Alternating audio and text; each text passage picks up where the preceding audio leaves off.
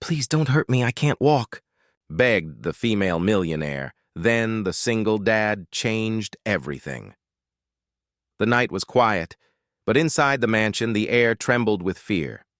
Heavy rain hit the glass walls as a woman's voice broke through the darkness, shaking, desperate, human. Please, don't hurt me. I can't walk. That voice belonged to Amelia Cross, one of the most powerful businesswomen in the city, a name that filled magazines, charity galas, and television screens. Yet tonight she wasn't a headline. She was a frightened woman trapped in her own home, alone and unable to move. Outside, a man stood at her gate, soaked from head to toe. He wasn't a thief or a bodyguard, just an ordinary single father named Ethan, working 2 jobs to keep his daughter in school. He'd come here for something simple, a delivery he was late to make. But fate, as it often does, had other plans. When the lights inside flickered, Ethan noticed something off. The front door slightly open, a trail of broken glass near the porch. Then that voice again, trembling, "Who's there? Please, I can't move my legs." He hesitated. He shouldn't have entered, not into the world of someone like her. But something in that voice made him step forward. The camera pans in close. Ethan's muddy shoes leaving marks on the white marble floor. The hum of luxury surrounds him. Crystal chandeliers, art worth more than he'd make in a lifetime. Yet beneath all that wealth was the faint sound of pain. Quiet, real and familiar. He found her near the staircase, her wheelchair tilted to one side, the floor scattered with shattered glass and a fallen vase. Her hands trembled as she tried to pull herself up. Their eyes met. 2 lives from opposite worlds colliding in the unlikeliest moment. "Who are you?" she whispered. "Someone who doesn't want to hurt you," he said softly. "Let me help." The storm outside grew louder as the lights flickered again. Neither of them knew it then, but that one moment, that choice to step forward instead of turning away, would change both their lives forever. And as lightning flashed through the tall windows, you couldn't tell who was saving whom, the man offering help, or the woman who hadn't accepted any in years. Ethan knelt beside her, trying not to show how nervous he was. The mansion's silence pressed against him, the kind of silence that feels heavy, like it's listening. Amelia's breathing was uneven. Her wheelchair was tipped sideways, the wheels still spinning slightly. "Are you hurt?" he asked carefully. "My leg," she winced. "I fell trying to reach the phone. I couldn't." She trailed off, humiliated that her weakness was on display. He quickly righted the wheelchair, helped her sit up, and picked up the scattered glass with his bare hands. Tiny cuts opened on his fingers, but he didn't stop. When he finally turned back, Amelia was watching him. Not with fear now, but with confusion. "Who are you?" she asked again, softer this time. "Ethan Hayes. I deliver groceries for Clearcart. You ordered some things for tonight." He gestured awkwardly toward the bags by the door.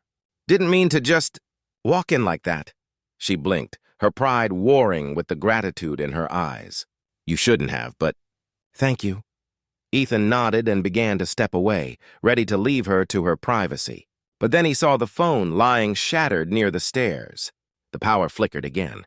Outside, thunder rolled across the hills. She was alone, injured, and clearly shaken. "Do you have someone to call? Family? Staff?" "No one tonight," she said, her voice tight. "My nurse left early. I thought I'd be fine." He hesitated, glancing at the storm outside. "I'll stay until the lights come back on," he said finally. "Just to make sure you're okay." She wanted to refuse. She always refused help. But her body betrayed her. She was exhausted, her pride heavy as stone. After a long pause, she nodded. "Fine. But don't expect me to entertain you." He smiled faintly. "Wouldn't dream of it." For a few minutes, the two of them sat in silence, her in her chair, him near the window, listening to the rain. It was strange how easy it felt. 2 strangers from different worlds, both carrying invisible weights. And just as she started to relax, a sharp crash echoed from the back of the house. Amelia froze. "Did you hear that?" Ethan turned toward the dark hallway. "Yeah," he said quietly. "And I don't think it was the storm." The crash came again, louder this time.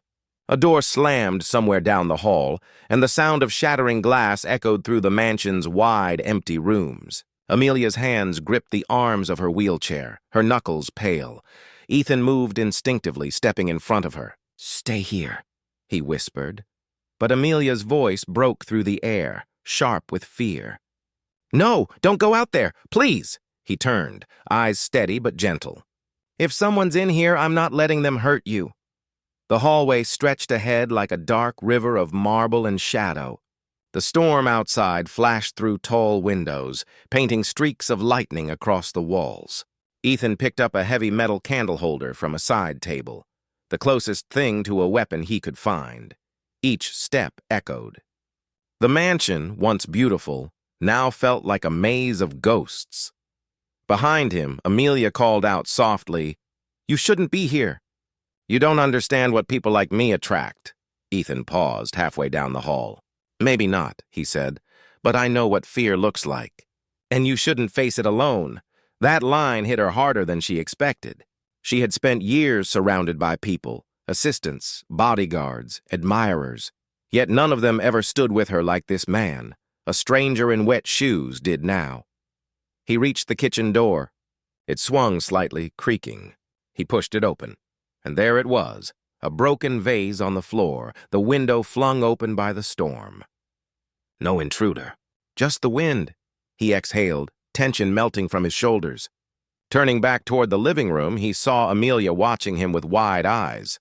"False alarm," he said, half smiling, but she didn't smile back. Her gaze had softened in a different way. "You didn't even hesitate," she whispered. "You don't know me, yet you—" He shrugged. "You don't need to know someone to care what happens to them." At that moment, the lights flickered back on. Warm yellow light filled the space again. For a second, it felt like peace. But peace, as Amelia knew too well, was always temporary. Because as Ethan helped close the kitchen window, he noticed something out of place, a photograph on the wall. A younger Amelia standing beside a man in a suit. Her smile in that photo was bright. But her eyes, even then, held sadness. Ethan glanced at it, then at her, curious. Who was he? Her expression changed. For the first time in years, she didn't feel broken. She felt seen. Outside, the storm clouds began to break apart, letting in a small shaft of sunlight through the window. It landed on her wheelchair, turning the cold metal into something almost golden. A quiet symbol, unnoticed by either of them. But the world had started to change. 2 weeks later, the doorbell rang again. The same house, the same quiet hallways, but something in the air had changed. Amelia's nurse opened the door, and there he was. Ethan, holding a small box wrapped in brown paper. Amelia wheeled into the room, surprised. "Ethan, you came back?" He smiled a little shyly. "You left your phone with the delivery app that night." "I thought I'd return it in person." She raised an eyebrow. "You could have just mailed it." "Yeah," he said with a chuckle. "But then I couldn't check if you were okay." For the first time, her lips curved into something close to a real smile. "I'm fine," she said, then paused. "Better than I was." Ethan nodded and looked around. The fire was lit. Soft music played from a small speaker, and sunlight poured through the window. The coldness he remembered from that first night was gone. The house felt alive. "I've been working with my therapist again," she said, almost as if she owed him the update. "Trying to strengthen my legs. It's slow, but it's progress," he finished for her.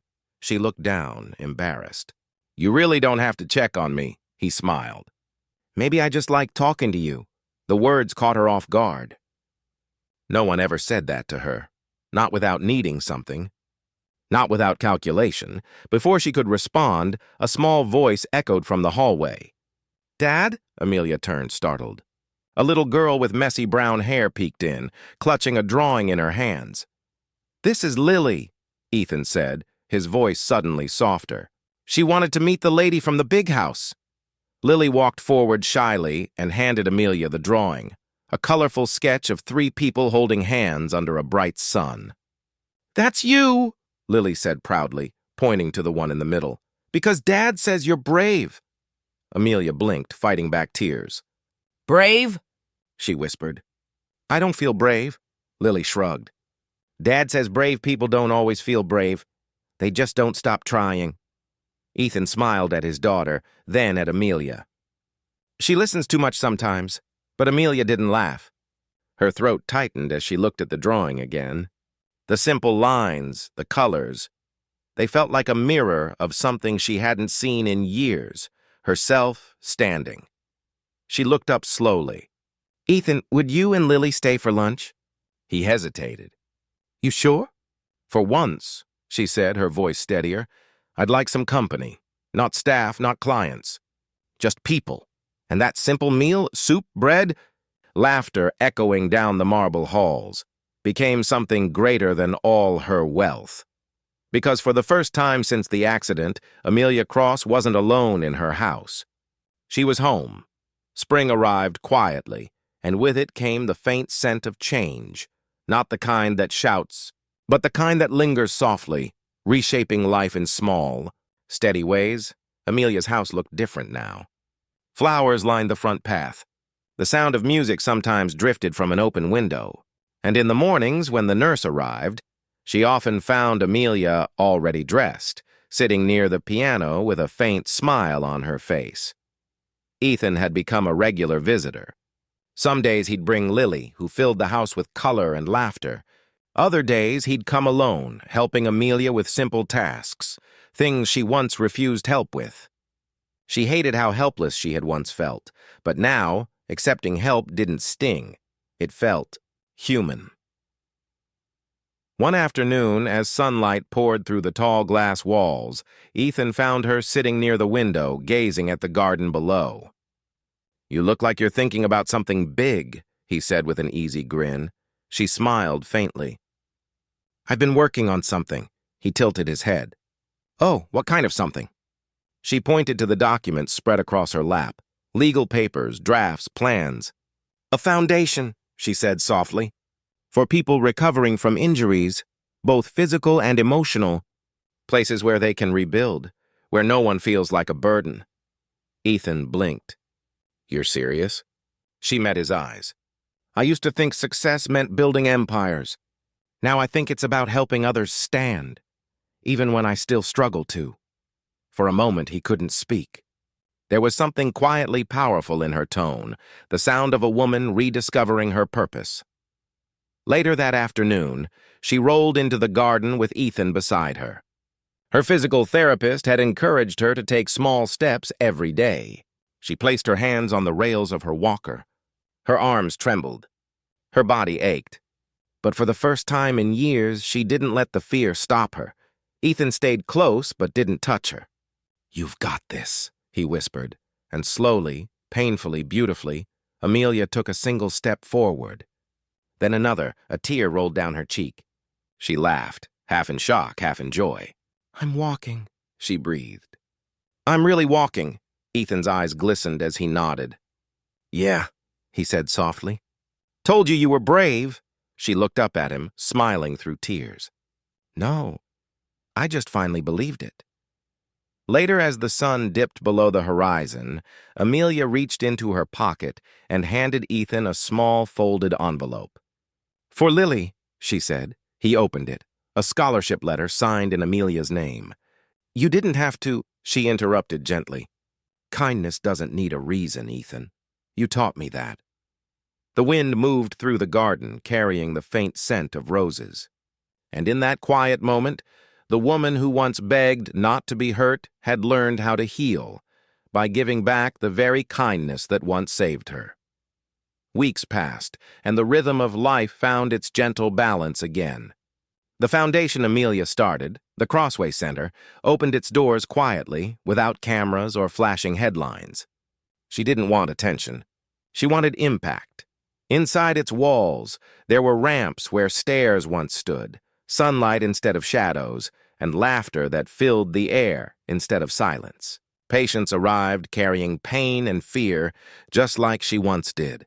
But when they left, they carried something more. Hope.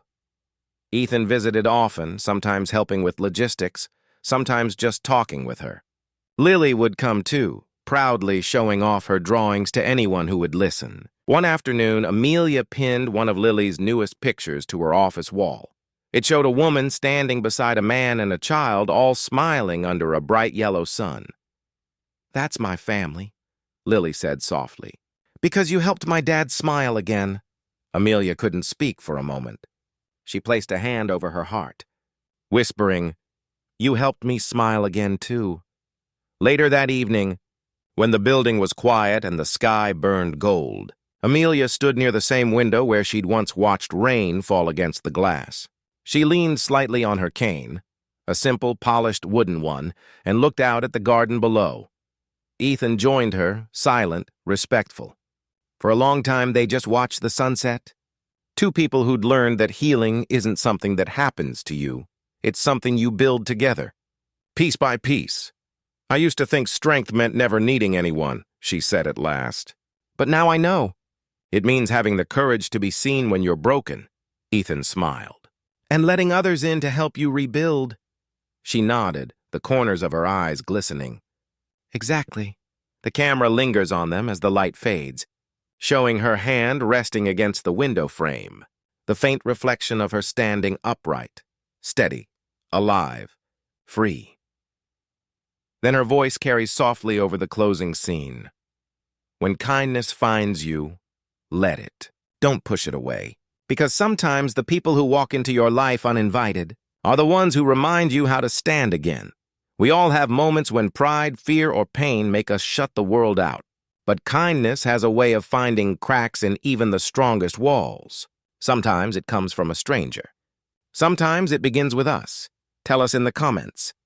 Have you ever received help when you least expected it? And remember, every act of compassion, no matter how small, can change a life, maybe even yours.